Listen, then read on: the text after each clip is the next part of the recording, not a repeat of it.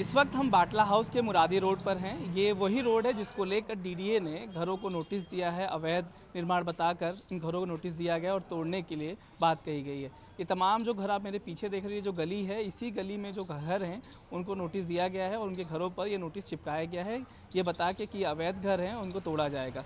खसरा नंबर 289 का हवाला दिया गया है कि जिसके अंदर ये घर बने हुए हैं और कुल 52 घरों को ये नोटिस दिया गया है।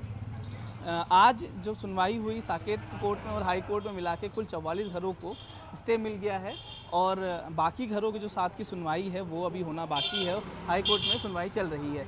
कुछ लोग हैं, आइए उनसे बात करने की कोशिश करते हैं कि कितने घरों को नोटिस मिला था और कब मिला था। सर, आपका नाम? मेरा नाम सरवर है।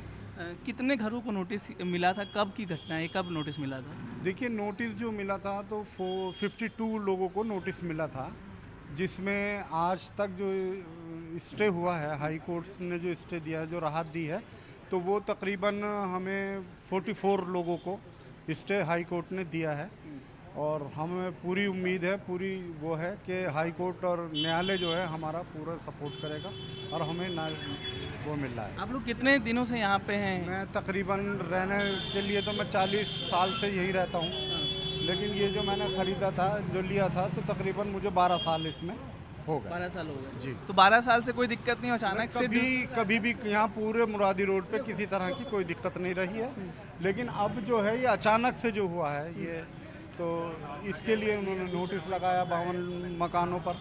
आप लोग कारण समझ पाए कि अचानक से क्या हुआ, ये क्यों अवैध हो गया? कारण तो हम कुछ नहीं समझ पाए, इसका कारण ही अभी तक हमारी समझ में नहीं आया कि कारण क्या है। अच्छा, और आपने किसी और से खरीदा था ये? जी जी जी। आपने नहीं बनाया था इस पे पहले? ना ना, हमने नहीं बनाया। ये तो 2010 में बनी थी बिल्डिंग, 2010 में बनी थी, और मैं तो तकरीबन यहाँ 40 साल से रहता हूँ। आपका नाम सर? मेरा नाम आफ्ताब है। आफ्ताब साहब, आप कब से इस एरिया में रह रहे हैं? जी, कब से रह रहे हैं यहाँ पे? तकरीबन 50 साल से ऊपर ही हो रहा होगा। आफ्ताब साहब, ये अचानक से जो डीडीए का नोटिस आना, क्या पहले कभी जिक्र किया गया था कि अवैध है मत बनाइए, या नोटिस पहले ही अचानक से आया आप लोगों के पास? नहीं, देखिए, अवैध तो पूरी दिल्ली है लगभग, मुझे ऐसा नज़र आ रहा है। जैसे हम सुनते चले आ रहे हैं कॉलोनियाँ बन रही हैं, अवैध हैं अवैध हैं अवैध हैं, तो हमारे यहाँ के कानून कैसे हैं, क्या हैं, क्यों हैं, उलट सुलट, ये तो हम नहीं जानते। हम तो सिर्फ इतना जानते हैं कि आदमी अपनी लाइफ में, ज़िंदगी में एक बार अपनी छत, अपना साया बनाता है और बड़ी मेहनत से, लगन से बनाता है, चाहे छोटा हो या बड़ा हो, 1 लाख का हो, 2 लाख का हो, 1 करोड़ का हो, जैसी हैसियत होती है उसी हिसाब से बनाता है कि अब हम यहाँ छत के साए में बैठेंगे। और आज अगर अचानक से ये मामला आ जाए तो बड़े दुख और बड़े तकलीफ की बात है। हमारी सरकारों को ये चाहिए कि भाई कम से कम, जैसे पहले सुनते चले आते थे कि भाई 85 तक की कॉलोनी पास कर देंगे, फिर 90 तक की कर देंगे, 95 तक की कॉलोनी पास कर देंगे। जब तमाम पूरी ऑल दिल्ली से RWA बनी हुई हैं, उन्होंने RWA के मुताबिक उनके हिसाब से तमाम नक्शे भी गवर्नमेंट ने जमा कराए थे और उनको कहा था भाई ये हम इतनी तो रेगुलाइज कर देंगे, तो हम उस रेगुलाइज में भी आते हैं। अब ये किस तरह से क्यों आया ये मसला निकल करके, हो सकता है कि यहाँ के एक आदमी ने बहुत रौल मचाई, एक आदमी की वजह से बवाल खड़ा हुआ है। कौन आदमी है वो?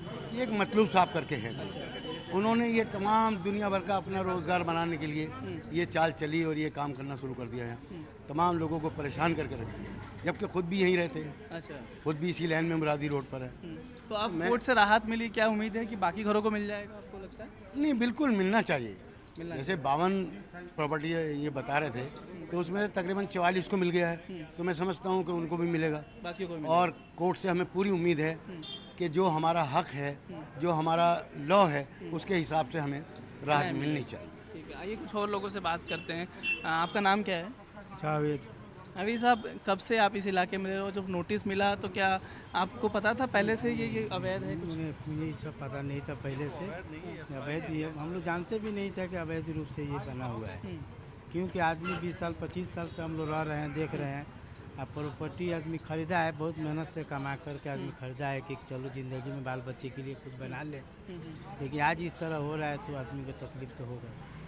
ठीक है, तो आपने जैसे सुना लोगों को, उनका कहना है कि ये जब खरीद रहे थे तब कभी बताया नहीं गया कि अवैध है, अचानक से अब ये घटना ये सुनने मिल रहा है कि ये जो प्रॉपर्टीज़ बनाई गई थी वो अवैध है। लोग चिंतित हैं कि इन घरों को अब तोड़ दिया जाएगा। हालांकि अभी कहे फौरी तौर पे 44 घरों को जरूर स्टे मिला है, लेकिन देखना होगा कि ये स्टे कितना लंबा टिकता है, क्या डीडीएस के खिलाफ कोई शिकायत करता है, कभी कंप्लेन करता है, क्योंकि ये जो गलियां हैं, इन गलियों के अंदर वो जो मकान हैं चिन्हित किए गए 52 घर, वो इन घरों के अंदर चिन्हित किए गए हैं और इन्हीं को तोड़ने की कवायद है। आज सुबह दिल्ली पुलिस की पूरी एक टुकड़ी इस एरिया पे सड़क पर गुजरी थी, पूरा फौज लेके, और उसमें ये दिखाया गया था, ये कोशिश की गई थी मार्क करने की कि किन जगहों पर अगर तोड़फोड़ होता है या बुलडोजर चलता है तो कहाँ पर बैरिकेटिंग की जाएगी, किन रास्तों से लोगों को रास्ता दिया जाएगा आने जाने के लिए और कहाँ पर बैरिकेटिंग करके इन जो बुलडोजर की कार्रवाइयों को किया जाएगा। तो लगातार पुलिस जो है इन घरों पर जो अवैध घर हैं जिनको उनकी मार्किंग कर रही है और मार्किंग करके वो फ्लैग मार्च भी किया है। हालांकि अब 44 घरों को मिल गया है राहत, 7 घरों और है जिनको राहत मिलना बाकी है। देखना होगा कि क्या उन घरों को राहत मिल पाता है। लोगों का कहना है कि उनकी कोई गलती नहीं है, वो 20 साल, कोई 25 साल, कोई 30 साल से यहाँ रह रहा है। अगर अवैध होता तो डीडीए ने पहले क्यों नहीं कहा। और ये जो बिल्डिंगें बनी हैं, ये आवाज़ तो ज़रूर अधिकारियों की मिली भगत से मिला है, अदरवाइज़ कैसे ये पूरे घर बन जाएंगे। और आप जाके डीडीए को याद आया कि ये पूरी ज़मीन जो है वो अवैध है और अतिक्रमण करके बनाया गया है। मैं अश्विनी कुमार सिंह, एनडीटीवी इंडिया के लिए।